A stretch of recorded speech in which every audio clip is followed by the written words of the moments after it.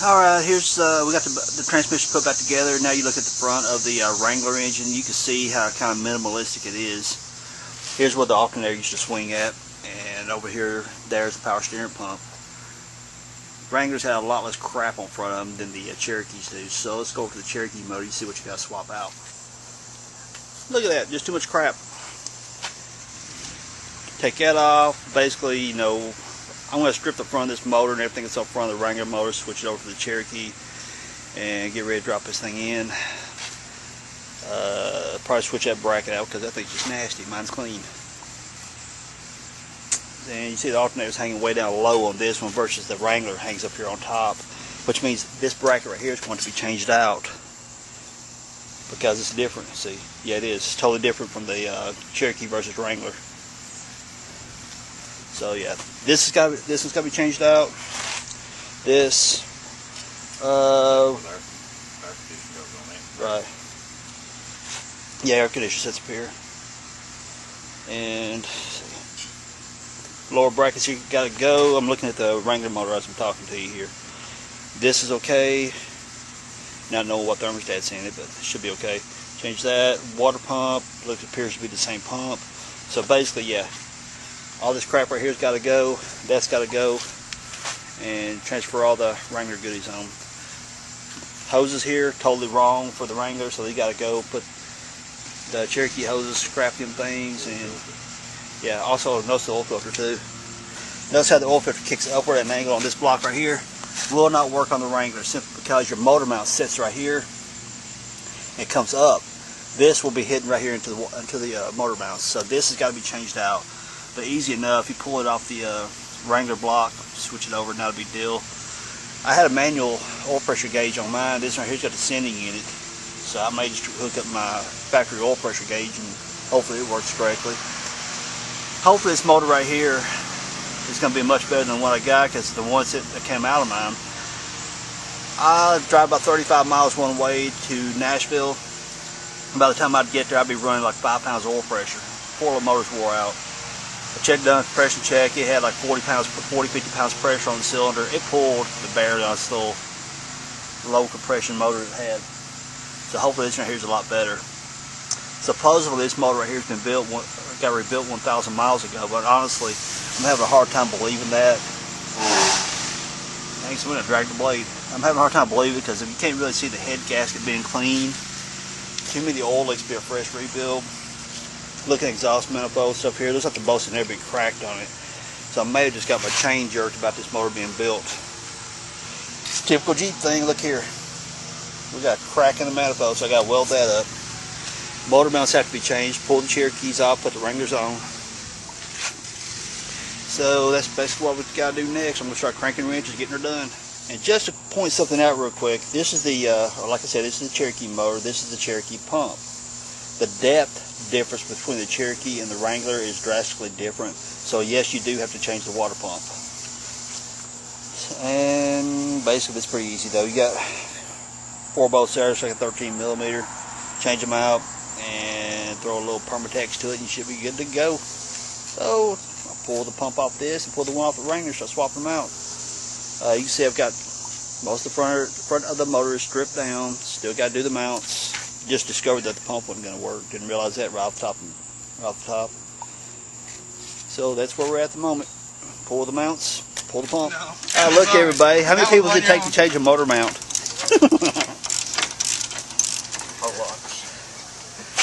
Alright, here's what we did last night. It got too dark to shoot video and I was out here working in the dark, but here's all the Wrangler stuff. It's been transferred to the front of the motor.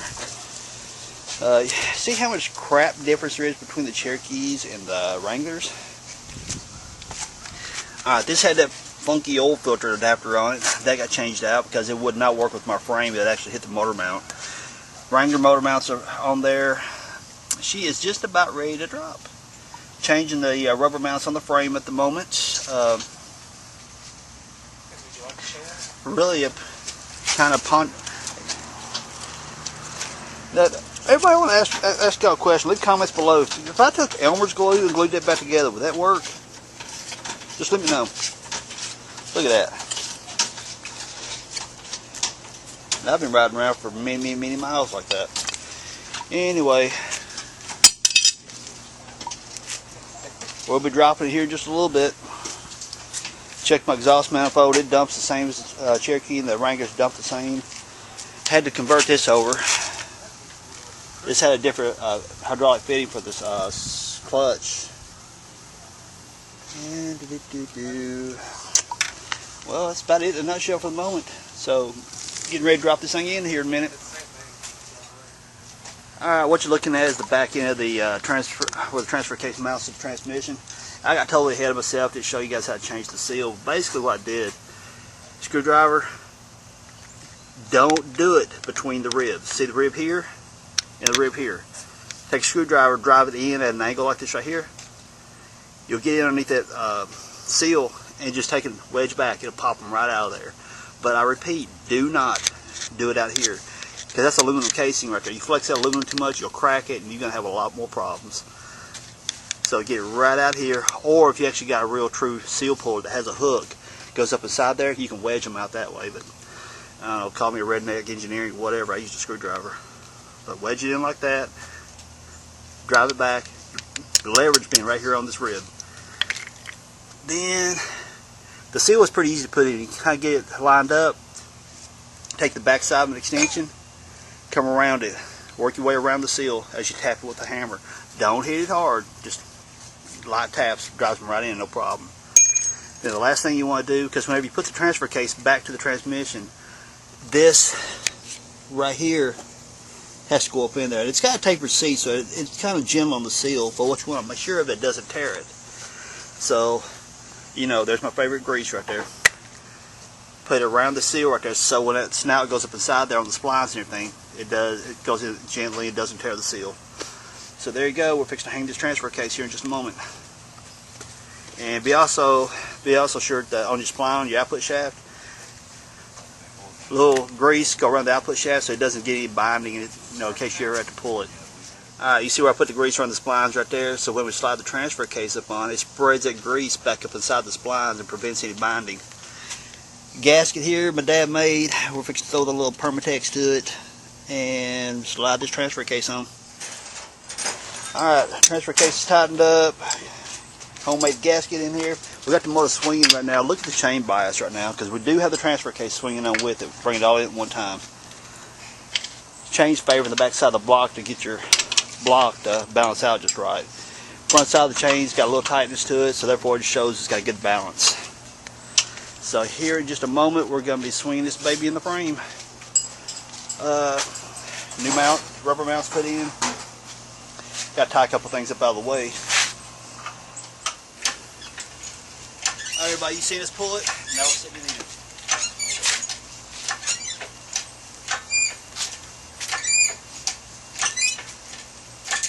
Cut the oil pinch clear now.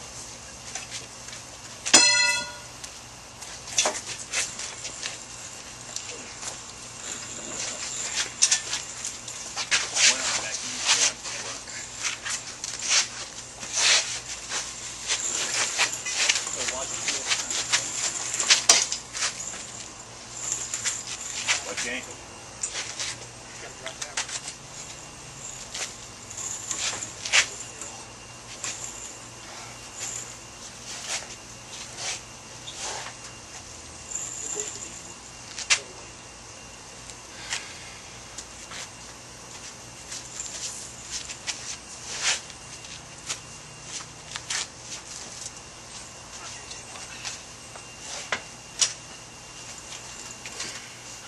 Well, that's a bad idea. Stay not fender.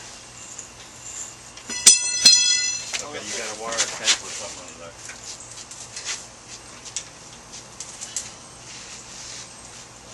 Really need more tail ballast.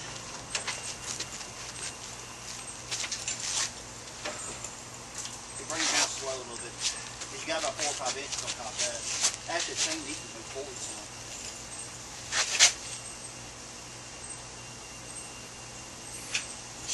You're alright. It was a long pull ride. Wolf pin's about to touch. Yeah, now it's got to put the things down. Alright. Oh, I'm alright. No, this is picking up. Okay, so what's that oil piece on? That's Nothing now. Well, it's kind of the hope it would be. I mean, we come down some more with motor. Down some? Yeah. Because actually I should position the chain further this way. Alright. A little bit more? Yeah, you got it. Alright.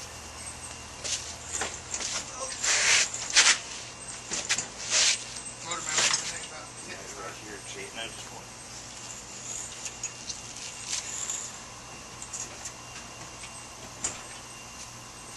I'm getting over here on the motor mount. Yup. Okay, so the whole motor's probably going to go that way. Which way?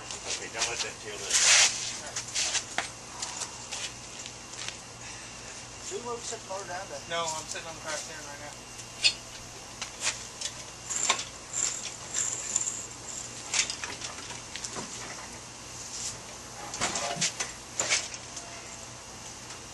By the way, people, this is how not to put a motor in. This is how we rednecks. Looking pretty good. Yes, line up. The chain is totally in the wrong place. Okay, we got a header sitting on it. One more over here. Okay, now I got oil to get it on our toes. Okay. Okay, keep bring straight back.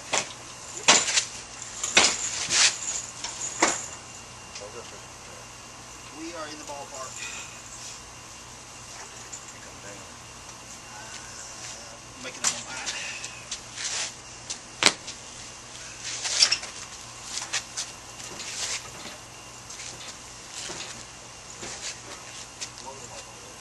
A little better than your old stuff.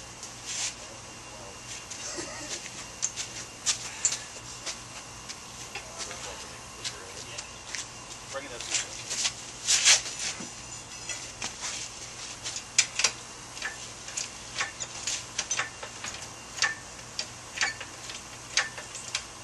Oh. Okay, right there.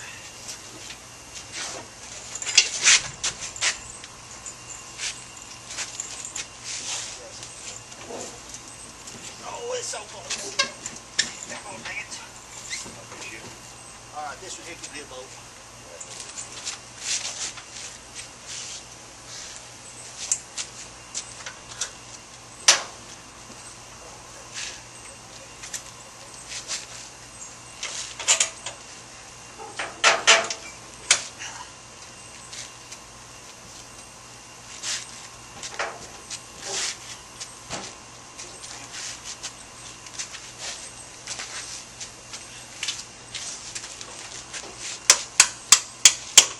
That one's home.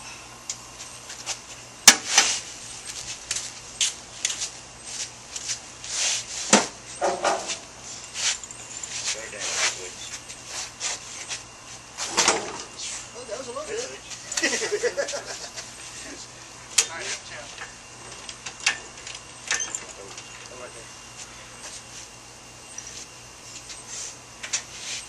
Grip just a little bit more. Oh.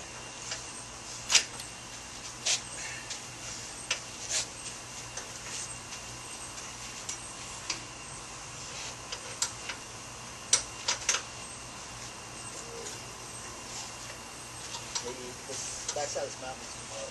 So, ow. Do like a stroke swoop, kind of stroke with. Like that. Okay, this one goes.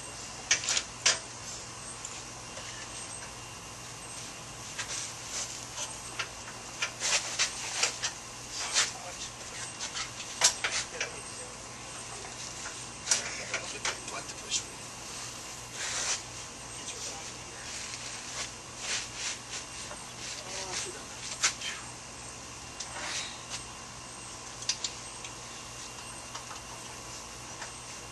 Alright, let's come up some.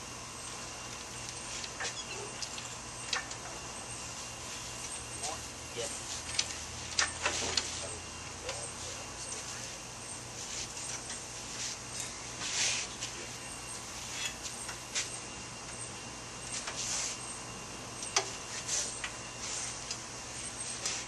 But motor you shove that way.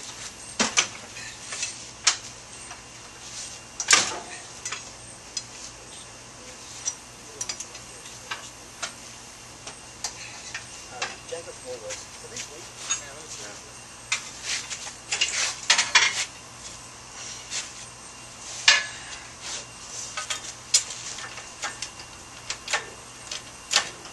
Right there. Now the motor went that way.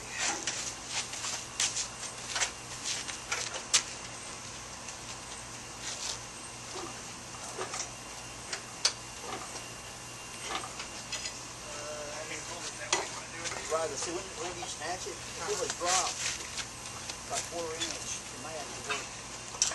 Look at max out. Okay, warm in there. Somebody's eating too weeds. Back down a little bit. Close. They kind of slowly, some words. I'm in the ballpark. You can see it.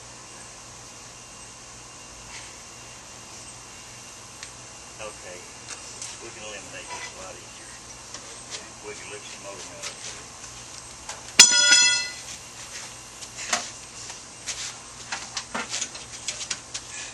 Need a 15 socket.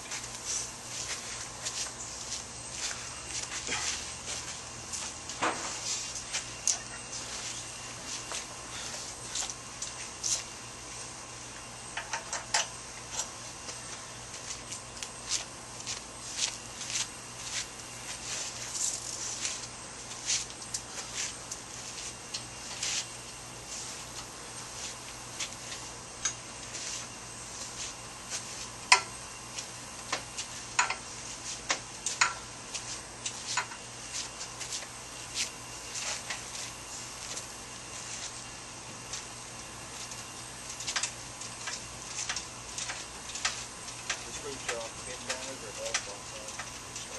Stationary.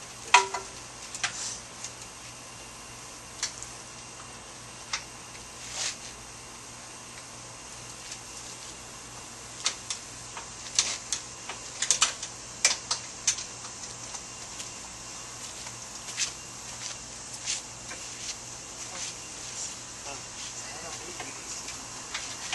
It looks like it's right there outside.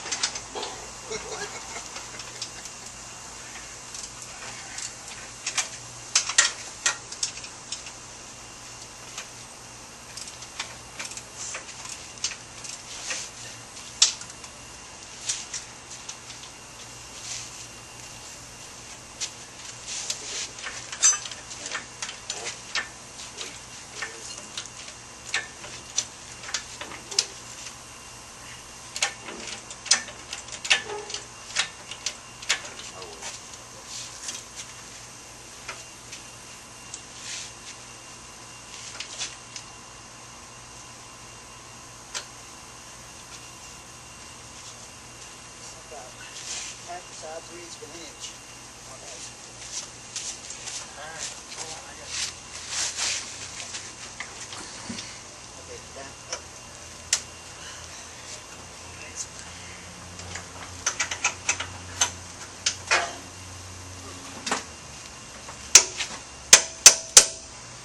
It's not center on the back side because the motor's good. Which axle back here? Because at this point, the tail end was picked up. Which you can do with this too? Yeah, city picked up some.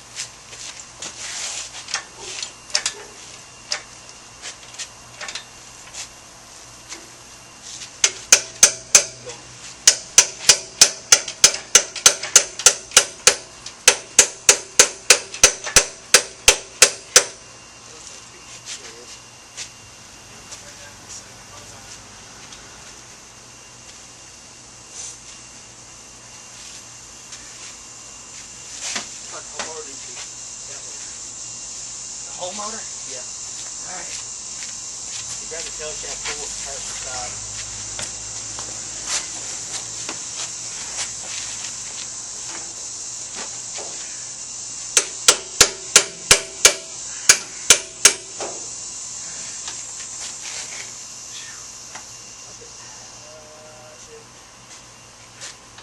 It's like right there.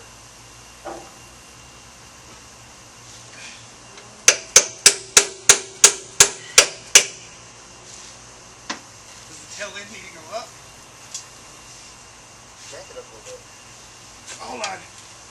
Be quick about this if you can.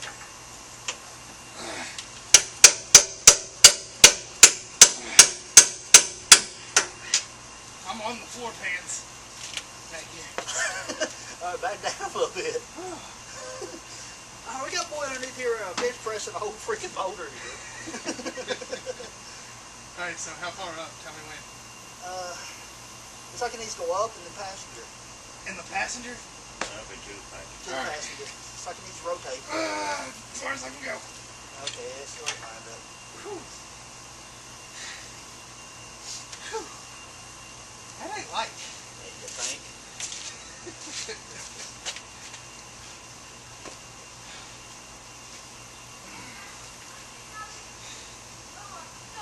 Oh crap. What are you doing? Try to twist it so you can get it in there. Pull it towards the I passenger. know, but whichever way you pull it, it kind of do that again. What do you do? Hold it right there.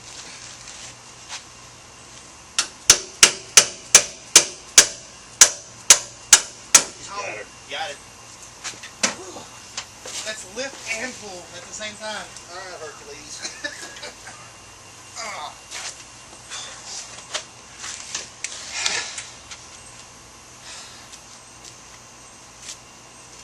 This is heavy, guys.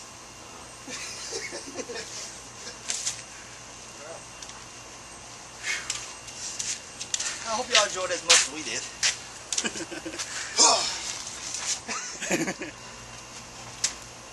Alright everyone, all the electricals are hooked up, fuel's hooked up. As you can see, I don't have nothing on the front of the motor. Water pump's not hooked up, no water hoses or anything, so you don't want to do this alone. We're going to do a test fire on it.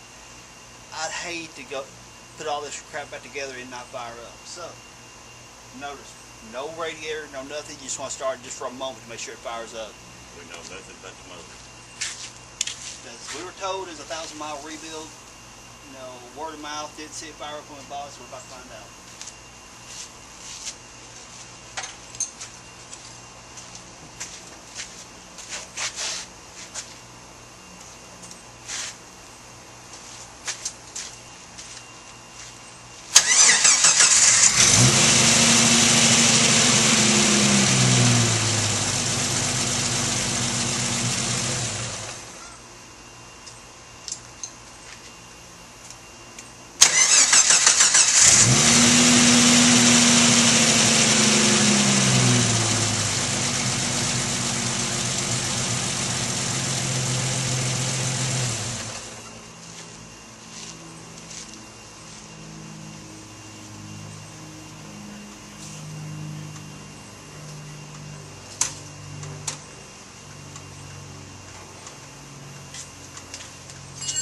What you couldn't see me doing is the fact that Jeeps are known for their fuel pressure need to build up. So while I was in there, I turned the key on and off to build the fuel pressure up on the fuel rails. You see it?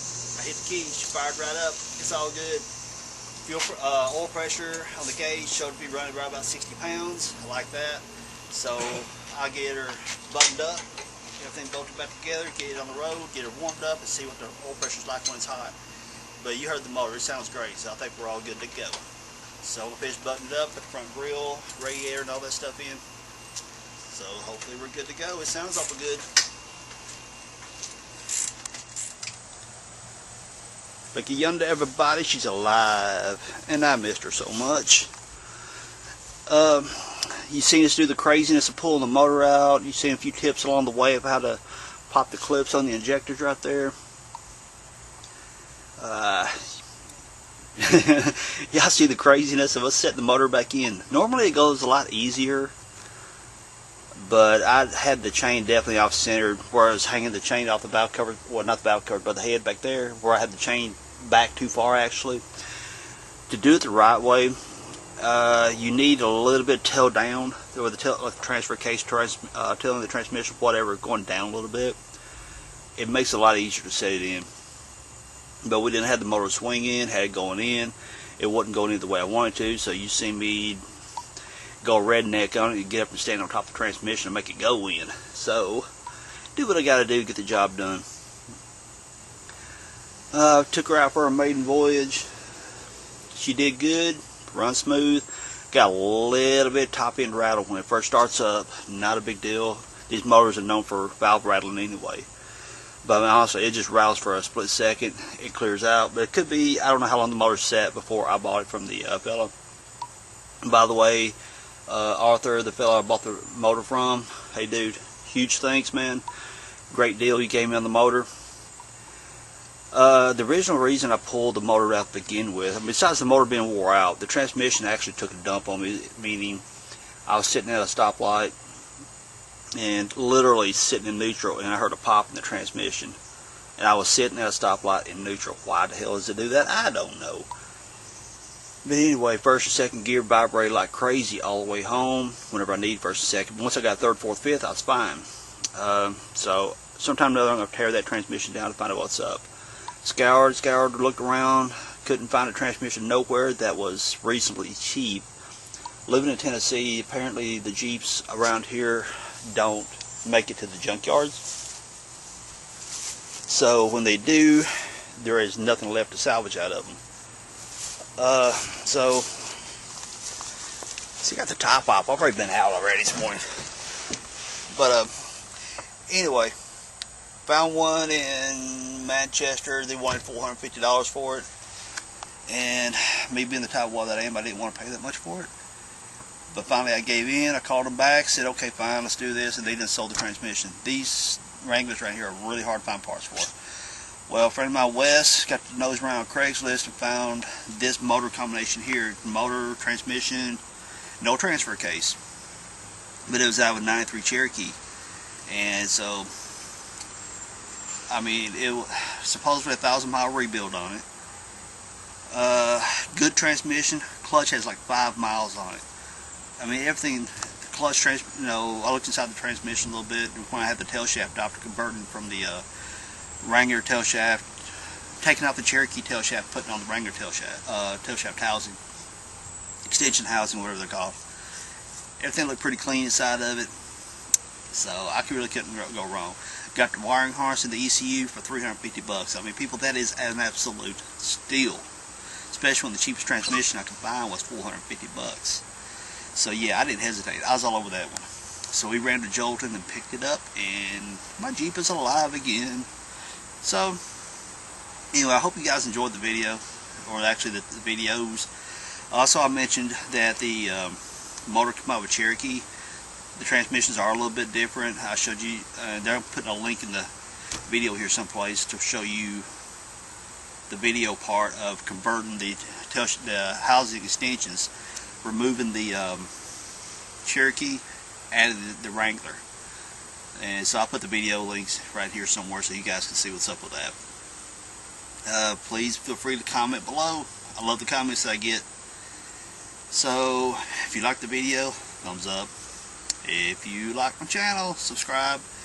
And everyone, I've seen a lot of great comments and questions. Really appreciate that. And everybody, keep the top off your Jeep and get out and cruise. Thank you for everything. Everybody, have a great day. Peace out. See y'all.